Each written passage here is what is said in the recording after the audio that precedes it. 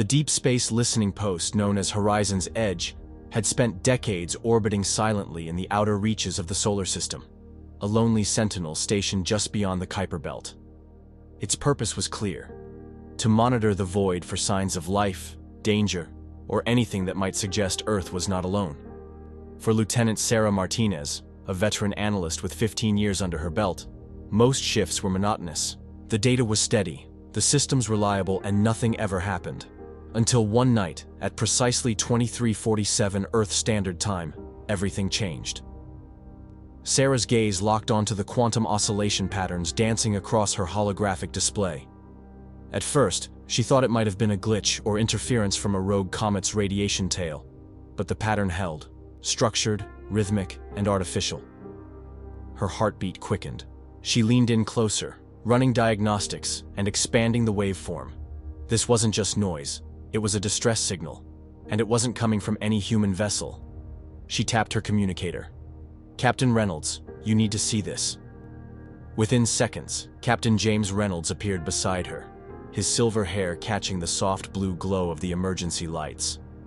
A no-nonsense commander who had overseen Horizon's Edge since the day it was launched, he rarely displayed emotion, but when he looked at the signal on Sarah's console, a flicker of concern shadowed his face. "Talk to me, Lieutenant." "It's nothing we've seen before," she replied, voice steady despite the storm of thoughts racing through her mind. "But it's definitely artificial, and judging by the degradation in the waveform, whatever sent it is dying." Captain Reynolds absorbed the data in silence. Humanity had discovered signs of other civilizations nearly a century ago. Instead of leaping to make contact, Earth had chosen a different path: cautious observation, quiet preparation, and absolute secrecy. The galaxy beyond had proven brutal. Empires built on conquest, cultures that valued dominance over diplomacy. Earth had no illusions. They would be crushed if discovered too soon. "How far out?" Reynolds asked. "Just under 2 light hours," Sarah answered, "near Jupiter's L4 point." Reynolds ran a hand down his jaw. That was dangerously close. Far too close. "Send the data to command," he said sharply. "I'll notify Admiral Chen." Admiral Helena Chen didn't sleep much. As the highest-ranking officer in the Terran Defense Command, she had seen simulations of every possible first contact scenario. But none had quite matched this. From the command center beneath the lunar surface, at the classified installation known only as Armstrong, she watched holographic displays of the distressed vessel and listened as her staff briefed her on the source: a Nexian warship. The Nexians were infamous across several monitored star systems: aggressive, expansionist, and merciless. Earth had observed them subjugating at least 2 civilizations in the past decade alone. If they found Earth, they wouldn't hesitate to add humanity to their list of conquered worlds. "We should destroy it," General Santos argued, his image flickering in and out over the quantum entanglement comlink. "Now, before it signals our location." "They're already crippled," Admiral Chen countered, "and our scans show only 26 survivors aboard. Their ship's core is seconds from catastrophic failure. They'll be dead in less than an hour." "So we just let them die?" Council President Amara Patel asked, joining the conversation. "Or are you suggesting we save them?" For a moment, the chamber fell silent. The implications were enormous. "Yes," Chen said firmly. "We save them." General Santos bristled. "That's suicide. These aren't harmless explorers, Admiral. They're warlords, predators." "Exactly," Chen replied. "Which is why this could be our best shot at disarming them without firing a weapon." She pulled up data they'd spent years collecting: psychological profiles, cultural norms, military patterns. Nexian society is built on dominance and strength, but they have a rigid code of honor. If they are saved by someone weaker, someone they underestimated, it creates a debt, a powerful one. "You're suggesting we manipulate that?" President Patel asked. "I'm suggesting we use their own worldview against them," Chen said. "If we show mercy, if we appear as a primitive race just taking its first steps into space, it will challenge everything they believe. We turn their assumptions into leverage." "It's a risk," Admiral Wong added, an old strategist who had studied galactic politics for decades. "But a calculated one. At the very least, it will confuse their leadership. At best, it could seed doubt in their empire's entire philosophy." President Patel nodded slowly. Proceed. But with extreme caution. Within hours, the Terran vessel Mercy was launched from a hidden hangar deep beneath the lunar crust. Though packed with some of humanity's most advanced stealth and engineering technologies, its outer shell was carefully designed to appear crude. Angles too sharp, seams too visible, lights that flickered like faulty prototypes. To any outside observer, the Mercy would appear to be humanity's first true spacefaring rescue craft. Captain Maya Patel, unrelated to the Council President but sharing the same unwavering dedication, sat strapped in the command chair. She wore a pressure suit that looked outdated on purpose, every detail engineered to fit the illusion. Her crew had trained for this moment for years, and now it was happening. She studied the Nexian vessel through enhanced sensors, though her ship pretended to lack such sophistication. It was beautiful in a way only war machines could be. Sleek curves of crystalline plating, scorched and cracked from whatever disaster had brought it down. Its power core flickered in angry red pulses. They didn't have long. Life support is failing in multiple sectors, her science officer reported. 18 minutes until core collapse. Open a channel, Maya said. Basic frequencies. Keep everything visible. Let them see us coming. Static filled the bridge. Then a harsh, clicking voice cut through the noise. Unknown vessel, this is Commander Zoll of the Imperial Nexian ship Void's Talon. Our core is critical. We require assistance. Captain Maya swallowed her nerves. This was it. The moment that would define humanity's future in the galaxy. She leaned toward the microphone and spoke. Commander Zoll, this is Captain Maple of the Earth rescue ship Mercy. Hold on, we're coming to help. Everything had been designed for this moment. The ship's false simplicity, the language protocols, the emergency procedures. And yet beneath the layers of deception, Mercy carried tools of immense power. Quantum-enhanced AI guided the stabilization of the Nexian ship's core. Nanomachines embedded themselves into the enemy ship's infrastructure, feeding a constant stream of intelligence back to Lunar Command. The Nexians, for all their bravado, never noticed. But none of that mattered right now. What mattered was the illusion, and more importantly, what it would do to Nexian pride. To be saved, not defeated, but saved, by what appeared to be a primitive species. The implications were devastating to their cultural ego. But the mission wasn't about humiliation. It was about planting seeds of change, of doubt, of another way to exist in the galaxy. And Captain Maya, as she guided Mercy into a docking sequence with the crippled alien vessel, understood the true stakes. This wasn't just a rescue. It was a message. To the Nexians, to the galaxy, and to the future. That message was simple. Humanity was here. And we didn't come to conquer. We came to transform. 3 months had passed since the unexpected rescue in the Sol system, and the echoes of that event had not faded from Nexian memory. In fact, they had only grown louder, rippling through the cultural consciousness of a society built upon dominance, control, and pride. For the mighty Narian Empire, the idea of being saved by what was believed to be a primitive species was more than a military failure.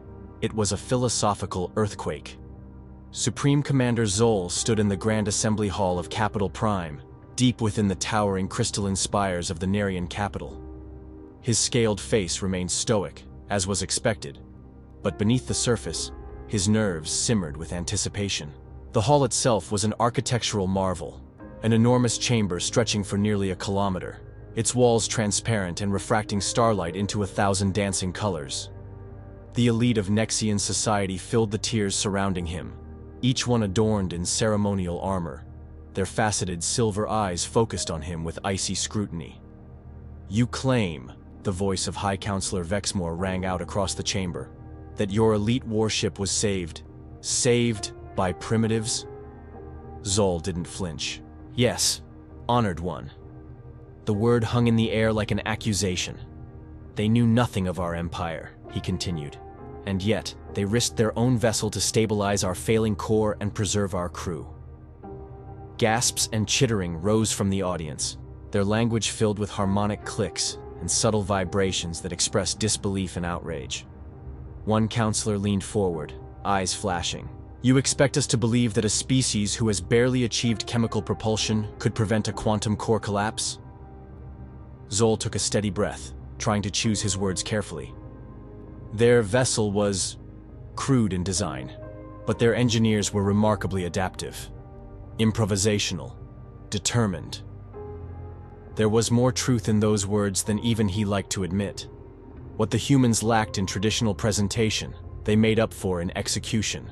Despite appearances, the crew of Mercy had known exactly what to do, had worked with confidence, speed, and understanding that defied the technology they seemed to wield. And yet, instead of claiming their system, another counselor barked, instead of establishing dominance, they allowed you to leave? They showed us mercy, Zol said firmly, scales rippling with controlled emotion.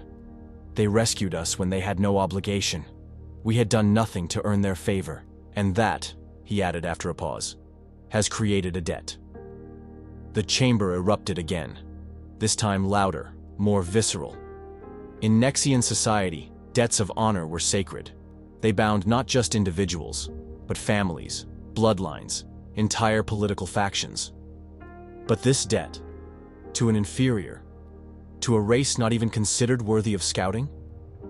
The contradiction threatened to tear at the very fabric of their beliefs. Hidden beneath the council chamber in a secure war room, far from the political theater, the real powers of the Empire watched in silence. General Kexi, Supreme Commander of the Imperial Fleet, stood before a wide projection screen, his arms crossed, his lower set of eyelids narrowing with concern. "This makes no sense," he growled. "No species achieves spaceflight without understanding power dynamics. You seize or you perish. That's the way of the galaxy. Always has been." Beside him, Science Director Mexor, a creature of logic and restraint, adjusted her tunic and flicked through intelligence files with a gesture of her clawed hand. "Unless," she murmured, "they wanted us to witness their mercy." Kexi turned sharply. "Explain."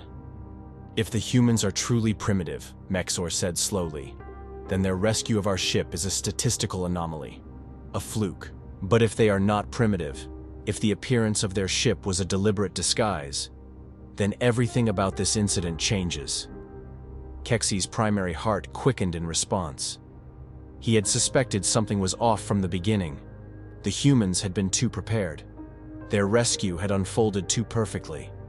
"You're suggesting they staged their entire contact?" "I'm suggesting we consider the possibility," Mexor replied. "Because if that's true, Supreme Commander, then we are facing a species that has not only mastered advanced technology, but has mastered the art of perception."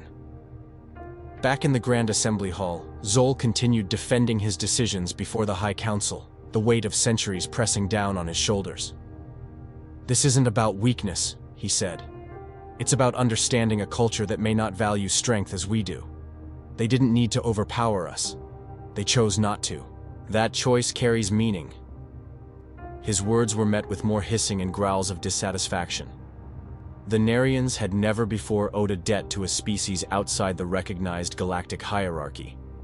Never before had they had to grapple with what it meant to be rescued instead of feared. One of the elder counselors stood, his age apparent in the faded sheen of his scales. "You speak of their mercy as a strength. Perhaps it is, but perhaps it is also a weapon." That line silenced the room, because in their hearts, every leader in that chamber knew it could be true. The Nerians had used subterfuge before. They had faked distress signals, exploited empathy, and manipulated rival species. Could this be the same tactic turned against them? Zol bowed his head slightly. "If that is the case, then they are more dangerous than we imagined." Another eruption of voices filled the chamber, but this time the tone had shifted. The focus was no longer just outrage. It was fear. In the private war room, Kexi was already preparing his response. "Begin full review of the Sol system surveillance logs," he barked. "Reanalyze the ship's entry into their space. Look for inconsistencies. Look for anything that might suggest premeditation."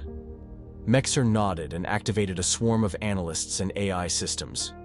"We'll also need to audit every second of the Void's Talon's sensor logs. There may be embedded anomalies we missed." "And Commander Zol?" Kexi asked.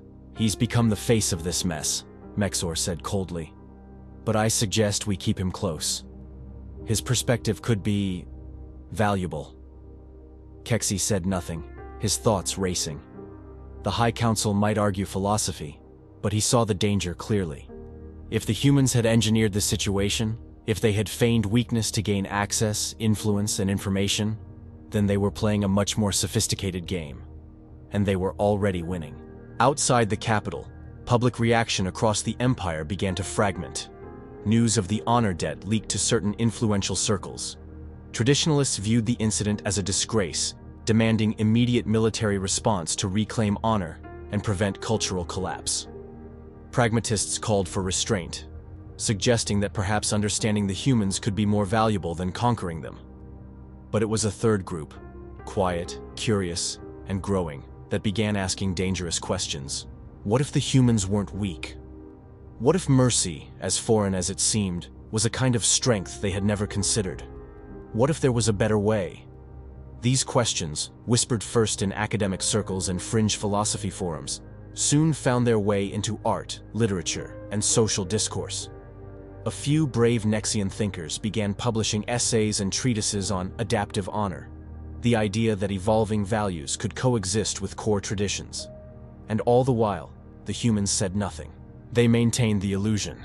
They played their part. They let the Nexians unravel themselves. 3 months after the rescue back on Earth, Admiral Chen reviewed an intelligence update with her core team at Armstrong Base. The lunar facility buzzed with quiet confidence. Data poured in through encrypted channels, revealing that their gambit had worked. The Nexians were divided. The Empire was teetering, not from military defeat, but from internal contradiction. You were right, one of her analysts said. Their honor code isn't just a cultural quirk, it's the backbone of their entire political structure, and now it's being tested from within. Any response from their fleet movements? Chen asked. They've recalled several recon patrols. We're detecting shifts in long-range deployments, but no direct aggression. Good, Chen replied. Let them hesitate. She looked out the small viewport at the pale Earth hanging in the distance. Everything they had done, every detail of the Mercy's design, every transmission, every controlled leak, had been part of the plan, but now they were in uncharted waters. The psychological phase of their strategy had begun, and the results were unpredictable. Still, one thing was certain. The Narian Empire had been shaken. Not by war, but by something they couldn't have predicted. A debt of honor. To a race they had once believed beneath notice. And that debt was growing into something far more dangerous than any weapon humanity had ever built. It was growing into doubt. And doubt, planted in the heart of an empire, could topple even the most unbreakable walls. From the outside, it looked like a simple act of compassion. A small, unassuming Terran vessel had rushed to the aid of a dying alien warship, risking its own safety to save 26 lives. It had broadcast over primitive frequencies, worn an outdated hull, and projected the image of a young, inexperienced species just finding its way into the stars. But behind that veil of mercy was something far more intentional, strategic, calculated.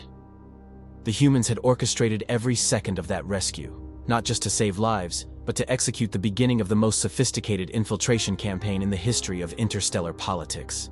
Deep beneath the surface of the moon, in the classified command bunker of Armstrong Base, Admiral Helena Chen sat in her private office, going over the latest intelligence brief. Her artificial intelligence assistant, designated Iris, hovered in the air as a holographic interface, its voice calm and clipped. The nanoscale probes deployed during the rescue have successfully mapped 60% of the Nexian military communications network, Iris said. Projection models estimate full strategic penetration in 8 months, assuming continued passive data capture. Chen nodded slowly, barely blinking. And their detection protocols? Still insufficient, Iris replied. The Nexians have not adapted their security frameworks. All probes remain undetected. That didn't surprise her. The entire rescue had been a Trojan horse, wrapped in goodwill, cloaked in clumsy aesthetics, and delivered with a warm smile. The Nexians had never suspected that as Mercy's crew rushed through their corridors with tools and medical gear, they were also deploying intelligent nanites the size of dust particles. These devices had embedded themselves in the Nexian infrastructure, Hull plating, data cores, weapon relays. They recorded frequencies. They mirrored communication logs. They decrypted firewalls in real time and piggybacked on command protocols. And no one ever noticed. To the Nexians, the humans had appeared crude but brave. Risking their lives to help strangers, they had no idea they were being outmaneuvered at a level they couldn't comprehend. In the shadows of Capital Prime, the Nexian Empire continued its internal unraveling. The rescue had already caused waves, challenging the rigid belief that dominance equaled superiority. Now, the intelligence community was being forced to confront the nagging inconsistencies. "Bring up the rescue logs," General Kexi commanded, pacing the polished floors of his private intelligence war room. "Cross-reference with our sensor data.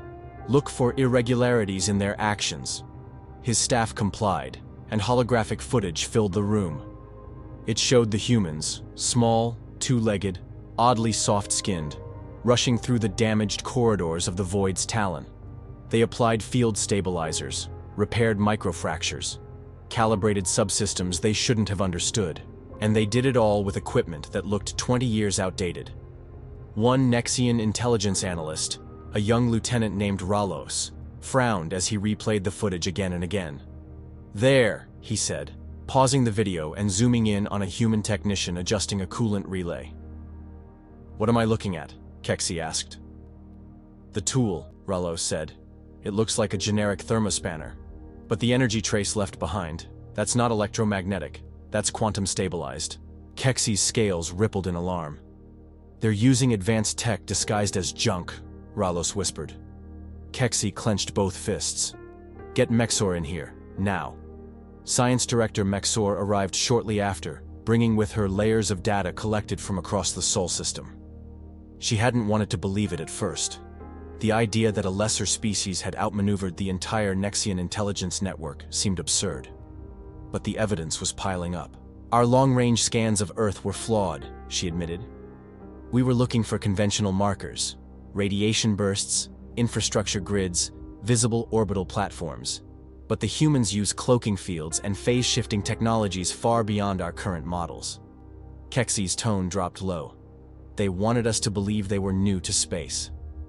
"And we believed it," Mexor said with grim acceptance. Now, for the first time in centuries, the most powerful military minds in the Empire were afraid. Not of brute force, but of subtlety, of how easily they'd been fooled. Back on Earth, Admiral Chen stood before a display showing Nexian space. Red pins marked their known fleets, while blinking blue lines tracked the relay points established by their nanoprobes. "They're arguing internally," her senior analyst said. "There's a growing divide between the traditionalists who want to strike immediately and the pragmatists who suspect a trap." Chen smiled. "That trap is already closing." "What's next?" the analyst asked. "We let them stew," she replied. "The more they debate, the more fractures appear. Our greatest weapon right now is their uncertainty." The psychological warfare had entered its second phase. Doubt. The Nexians didn't trust their own sensors anymore. They were questioning their chain of command. Was Zal a fool or a pawn? Had they underestimated the humans, or had they been deliberately fed a narrative? Every question sparked another layer of suspicion. In a culture obsessed with dominance and clarity, ambiguity was poison. And humanity was feeding it to them, one drop at a time. Within Nexian society, the ramifications were even more far-reaching. At military academies, instructors whispered about a new kind of threat. Young cadets began studying human rescue footage, not for its technical lessons, but for its implications. "If this was deliberate," one cadet wrote in a classified essay, "then the humans have achieved a level of strategic psychology far beyond our doctrine." In temples and debate halls, philosophers began invoking the mercy paradox. How could strength be shown through restraint? Could the Empire survive if it adapted this new definition of power? Some hailed the humans as dangerous manipulators. Others, quietly, began to see them as pioneers. The seeds of change had been sown, and they were already beginning to grow. Meanwhile, Mercy and her crew had been quietly debriefed and reassigned. Captain Maya Patel had returned to Earth to a hero's welcome that never made the public news. She was given no medals, no speeches, But she understood the true weight of what she'd done. She had set the tone. Her crew hadn't just saved lives, they'd flipped a cultural empire on its head.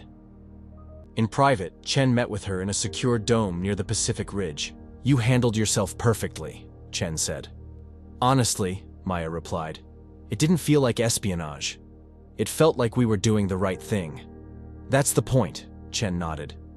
"The deception only works because it was real." Maya blinked. "You mean the rescue?" "Yes," Chen said. "They needed saving. And we saved them. That's what's so devastating about it. Our compassion was genuine, but it also became the wedge that's now driving their empire apart." Maya leaned back, the weight of the statement sinking in. "They're not just questioning our technology," Chen continued. "They're questioning their identity. And the longer we stay silent, the louder that question becomes." But even as humanity continued its silent infiltration, Chen and her team knew it couldn't last forever.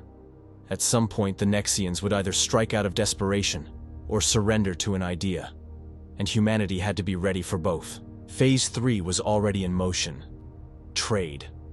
Under the pretense of curiosity and friendship, civilian ships, intentionally clunky and poorly armed, were being sent into Nexian sectors. Each one carried diplomatic offers, crates of primitive goods, and scientists with conveniently naive questions. What the Nexians didn't realize was that every handshake, every exchange sample, and every shared research session was feeding data into Earth's master network. These weren't simply cultural exchanges. They were opportunities to map weaknesses, gather sentiment analysis, and deploy more microscopic probes. A smile here, a gift there, another seed, another step. Back in the depths of the Lunar Command Center, Chen studied the latest intelligence overlay. Red markers across the map showed growing uncertainty within Nexian command structures. Some high-ranking officers had gone silent. Others had begun shifting fleet assets without informing Central Command. "They're unraveling," one of her generals whispered. "No," Chen said, "they're evolving." Because that had always been the real plan. Not just to survive the first contact, not just to stay hidden, but to change the game entirely. The galaxy had been built on the idea that power must be shown, that dominance must be proven, that peace could only come after war.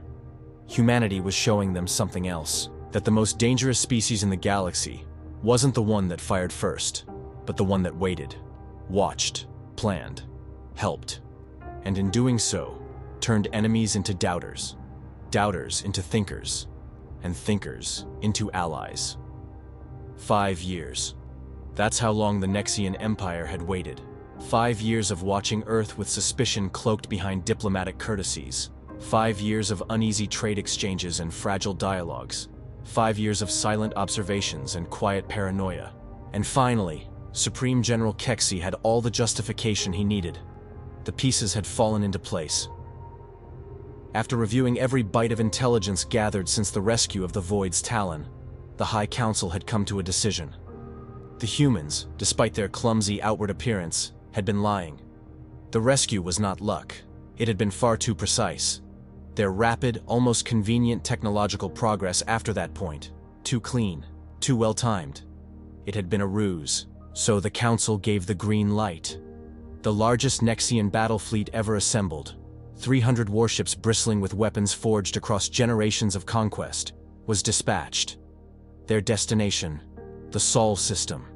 Their mission, uncover Earth's secrets, and if necessary, burn them to the ground. Supreme General Kexi stood aboard his command vessel, the Crimson Mantle, staring through the observation bay at the void stretched before him. The fleet exited quantum transit at the edge of the Sol system, just beyond Pluto's orbit. His science officers immediately began scanning for energy signatures, weapons platforms, or any indication of advanced defense systems. "Status report," Kexi barked. "Minimal energy output detected. Basic satellites, primitive orbital relays. No sign of phase-shifted weaponry. No defensive fleet," replied the chief sensor technician, confusion thick in his voice. "Nothing has changed in 5 years?" Kexi pressed. "They appear stagnant. Same outdated chemical rocket platforms. Same kinetic-based defense grid.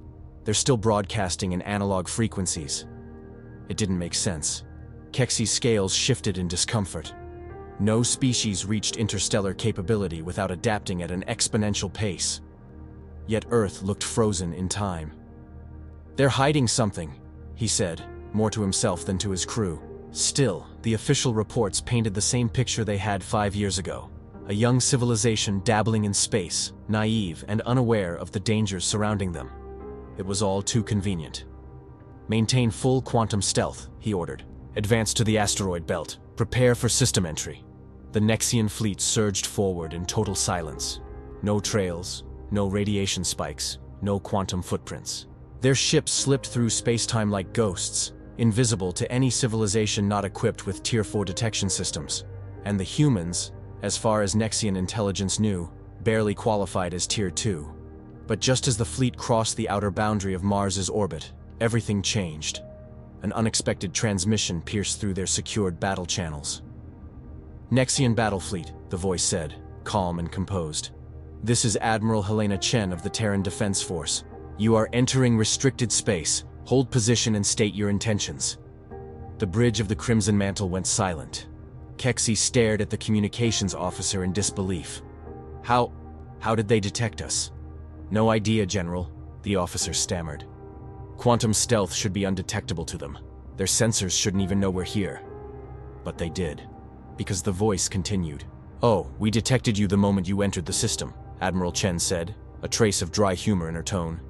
"Just as we've been detecting your civilian trade vessels for the past 5 years. Suddenly, the observation windows lit up. Out of the empty void, thousands, literally thousands, of energy signatures flickered into view. Kexi's sensors, once convinced that the Sol system was quiet and unguarded, now registered mass after mass of unknown vessels. "Quantum phase shifting," his science officer whispered, his voice barely audible. "They were hidden, operating just slightly out of sync with standard space-time fields. We never saw them because they weren't in our plane. It was a nightmare come to life. The humans hadn't been sleeping. They had been building, watching, waiting. And now, they were revealing just enough to show how badly the Nexians had miscalculated. Holographic projections updated in real time.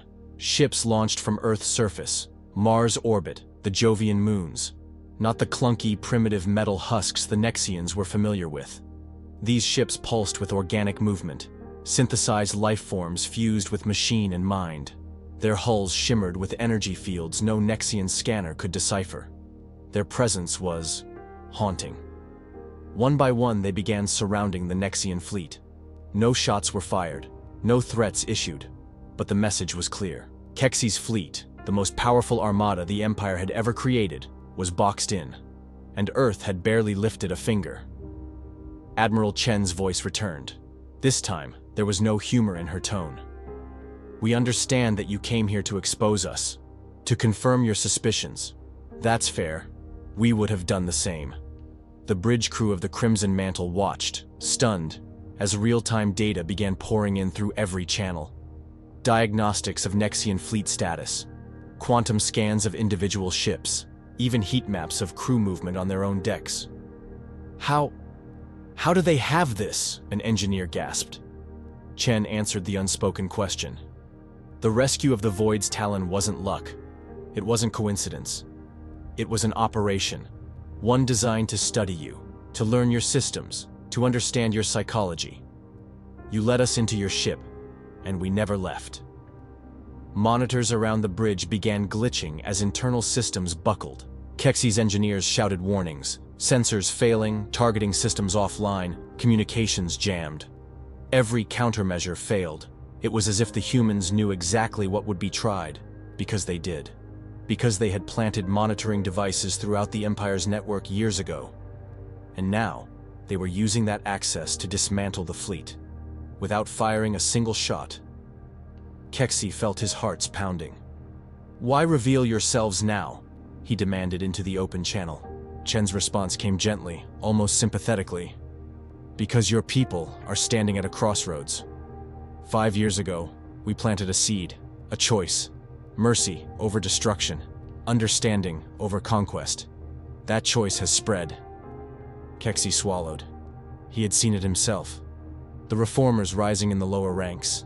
the philosophers challenging the old doctrines. It had started after the rescue. He had dismissed it as fringe rhetoric. But it wasn't fringe anymore.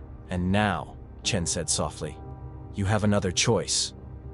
Kexi stood frozen, his claws tightening against the edge of the command rail.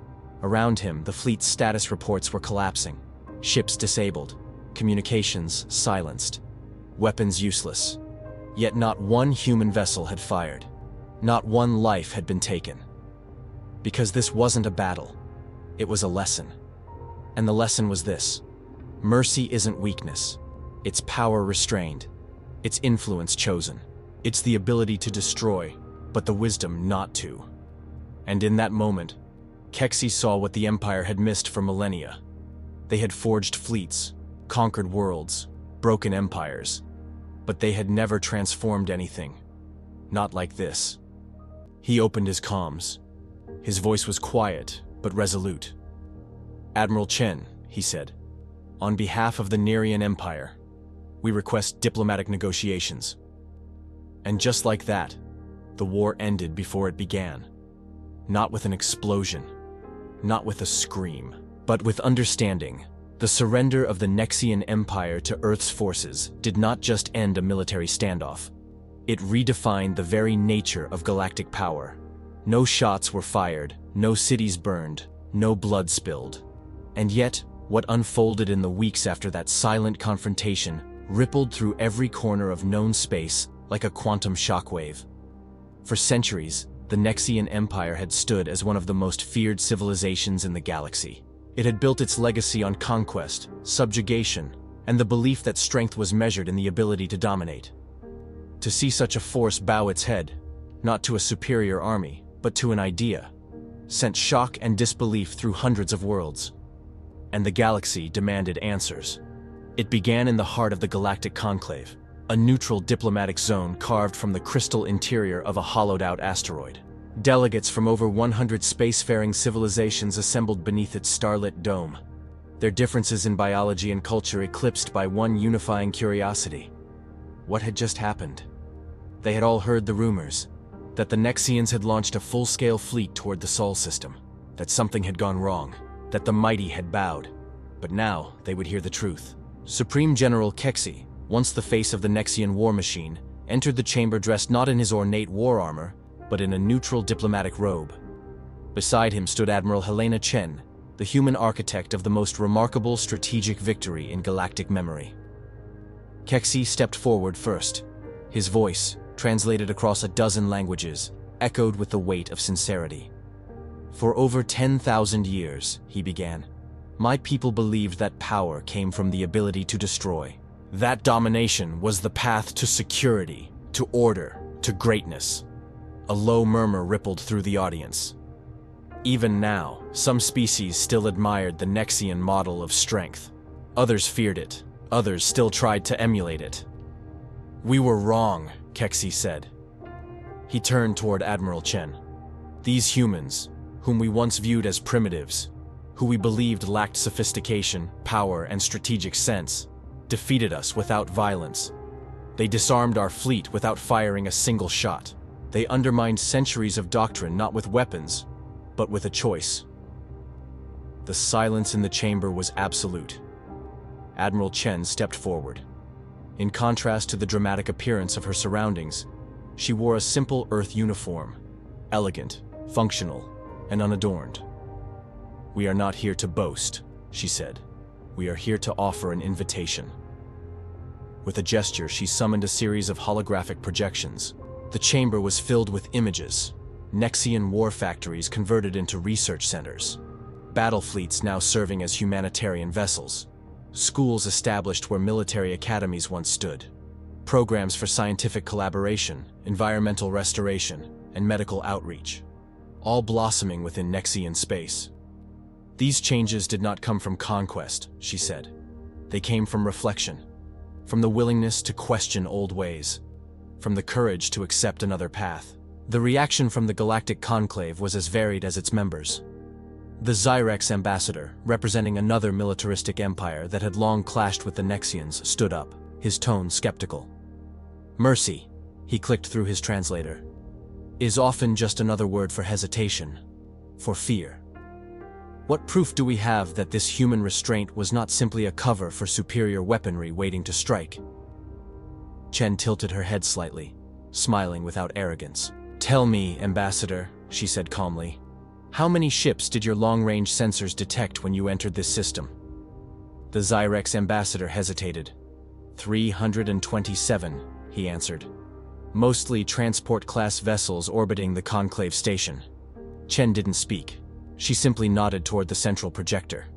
A heartbeat later, the room darkened. The holographic interface shimmered. And then, ship by ship, Earth's true fleet materialized. Thousands of vessels phased into view. Not literally arriving, merely revealed. They had been there all along, hidden just outside normal space-time frequencies. Their biomechanical hulls shimmered like starlight woven with purpose. They hovered in perfect formation, a silent but overwhelming presence. Gasps echoed throughout the chamber. Chen's voice returned, soft but unshakable. Strength takes many forms. The ability to destroy is one kind, but the decision not to destroy, even when you can, that's a strength of another order entirely. In the hours that followed, debate filled every corridor of the Conclave. Some species feared what they had seen. Others were inspired, but all were forced to reconsider what they knew about power, about leadership, and about the future of the galaxy. Back inside the chamber, Chen continued her address. Humanity spent centuries watching from the shadows. We saw the endless wars, the cycles of revenge, the conquests carried out in the name of progress. We could have entered as conquerors, but we chose something different. She turned to look directly at the gathered leaders. We chose mercy. There was no bravado in her tone, no call to submission. Just a quiet conviction that spoke louder than any battle cry. Kexi stepped forward again. Our surrender was not a moment of weakness. It was the most difficult decision we have ever made, but it was also the most important. He looked out across the gathered representatives, his voice now firm with resolution. We did not surrender to a fleet. We surrendered to an idea. The idea that true greatness did not require domination. That legacy could be built not through bloodshed, but through collaboration. That a galaxy, long divided by fear, might still have a chance to unite through understanding. As the delegation adjourned, members returned to their home systems forever changed. Reports flooded every information network. Species that had lived in terror of the Nexians now found hope in their transformation. Old alliances began to fray, new ones formed. Civilizations that had clung to war as a way of life suddenly found themselves asking questions they had long suppressed. What if strength wasn't about conquest? What if the future could be built differently? On Earth, the aftermath was felt in quieter ways. Chen returned to Armstrong Base, where her inner circle debriefed her with data from across the galaxy. Reform movements were gaining traction in at least 12 major civilizations. Border conflicts had decreased. Trade routes were being re-established in previously hostile sectors. But most striking of all, young civilizations, just reaching out into space, were now modeling their diplomatic structures after Earth's example. The ripple effect had begun. Years later, historians would struggle to define the exact moment when the galaxy began to change. Some pointed to the rescue of the Void's Talon, others to the confrontation at Mars' orbit, still others to the joint address at the Galactic Conclave. But in truth, it wasn't a single moment. It was a progression, a chain of decisions made not for dominance, but for growth. And at the center of it all was a human decision. To save, not to conquer. To reach out a hand rather than raise a fist. To lead by example rather than by force. It would take time. Not every species welcomed the new path. Old empires would resist. Some would test humanity's resolve again. But the seed had been planted, and it was growing. 20 years had passed since Earth first revealed its true nature to the galaxy. What began as a silent act of compassion, an intentional rescue of a dying enemy ship, had grown into a movement that reshaped the political, scientific, and spiritual framework of interstellar civilization. No longer was the galaxy ruled solely by fear and domination. Now it had room for something else, something radical: cooperation. understanding, hope, and at the center of it all stood Earth, not as a conqueror, not as a tyrant, but as a patient gardener, nurturing seeds of change in soil, long scorched by the fires of war. The Academy of Unified Sciences stood as a towering testament to this new era. Orbiting in high geosynchronous orbit above Earth, it was unlike any other structure ever built. Its framework blended the crystalline elegance of Nexian design, the fluid biomorphic structures of human innovation, and engineering contributions from over 24 other species. From a distance, it shimmered like a living jewel suspended in the stars. Up close, it pulsed with life. Students, scientists, diplomats, philosophers, and artists from across the galaxy passed through its corridors every day. This was no military fortress or political capital. It was a sanctuary of learning. Its mission was simple: to study, to understand, and to build. Not weapons, but wisdom. And its co-directors, once enemies, now stood side by side. Admiral Helena Chen, now retired from the Terran Defense Force, had been appointed as the Academy's first director. Beside her served Supreme General Kexi, the former leader of the most feared military force in known space. Now, he guided young scholars through peaceful diplomacy, conflict de-escalation, and the ethics of technological development. The irony wasn't lost on either of them.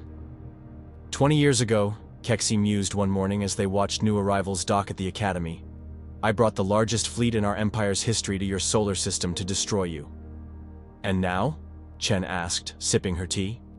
Now I give tours of quantum harmonics labs to species my people once tried to enslave, Kexi replied, a flicker of amusement in his scales. The universe has a strange sense of humor.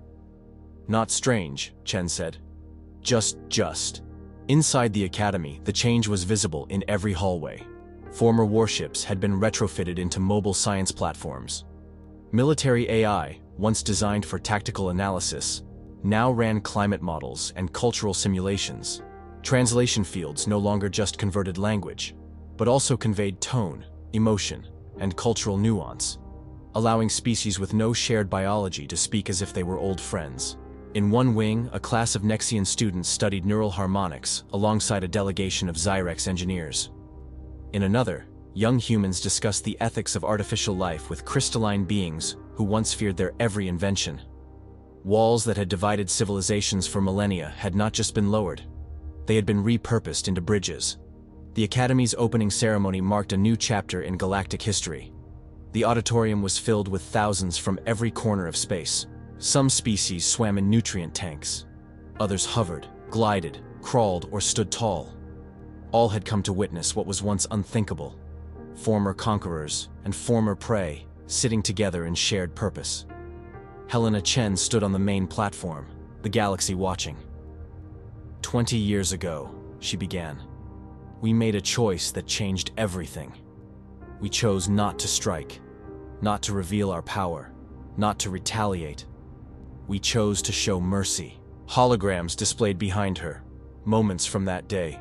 The Void's talon crippled in space, the Earth vessel Mercy arriving with open arms, the tense confrontation above Mars, and the countless acts of diplomacy, invention, and healing that followed. It wasn't the easy choice, Chen continued. Some thought we were weak. Others thought we were naive. But we believed, still believe, that true strength isn't found in how much force you can exert. It's found in how much peace you can foster, even when you don't have to. The crowd was silent, but not out of disinterest. Out of reverence. Kexi stepped forward next. The once fearsome general now moved with the calm presence of a teacher, not a warrior. My people believed conquest was destiny, he said.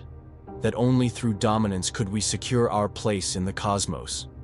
Humanity taught us something different, something we were too proud to see. He gestured toward a projection of Earth, spinning slowly against the stars. They taught us that restraint is not surrender, that compassion is not weakness, that the future of our species does not lie in how many we destroy, but in how many we uplift. His final words echoed through the auditorium. The empire I once served has become something new. Not because we were forced to change, but because someone dared to believe we could. As the crowd stood in quiet awe, Chen made one final appeal. This academy is not the end of our journey. It is the beginning of a new one. We invite you, all of you, to help us write a new story for this galaxy. One where curiosity replaces fear, where unity replaces isolation, where we walk forward not as conquerors, but as collaborators.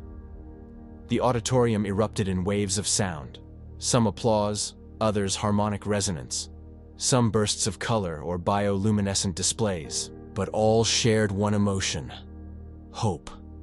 Over the next year, the Academy became a beacon for change. Old hostilities melted under the weight of shared discovery. Diseases that had plagued entire species were cured through joint medical efforts. New propulsion systems, based on a hybrid of Zyrex bioengineering and Terran quantum principles, allowed deep space travel at a fraction of previous energy costs. Entire sectors of the galaxy that had been unreachable became new frontiers for peaceful exploration. Even species that had once mocked Earth's approach now requested diplomatic envoys to share what had been learned. Yet for all the progress, Earth remained humble. Its leaders never claimed superiority, never demanded allegiance. Instead, they focused on maintaining the delicate balance between influence and interference. "We never wanted to be the center of the galaxy," Chen once said in a broadcast. "We only wanted to prove there was another way, and prove it they had." In a quiet moment aboard the Academy, Chen and Kexi stood looking out at the stars. A group of children, human, Nexian, Zyrex, and more, ran past them laughing, arguing in half a dozen languages, unified by purpose. "Do you ever think about what might have happened?" Kexi asked. "If you'd fired on us, if we'd never had that moment of mercy?" "All the time," Chen said. "And that's why we can't ever forget it." A lesson for our world. If there's one universal truth that this story reflects, it's that mercy has the power to reshape not only enemies but civilizations. In our own world, it's easy to think strength means being louder, faster, more dominant. But history shows us that the most lasting revolutions begin with compassion. Think of real-life moments. Nelson Mandela choosing reconciliation over revenge. Post-war Japan and Germany becoming economic allies with former enemies. Even simple acts, like a leader choosing dialogue instead of bombs, can change the trajectory of generations. Mercy is never the easy choice. It requires patience, faith, courage. But when shown at the right moment, it can ignite transformations no weapon ever could. That is the heart of this story, and perhaps the heart of what our own future could look like if we dare to believe in something greater than fear.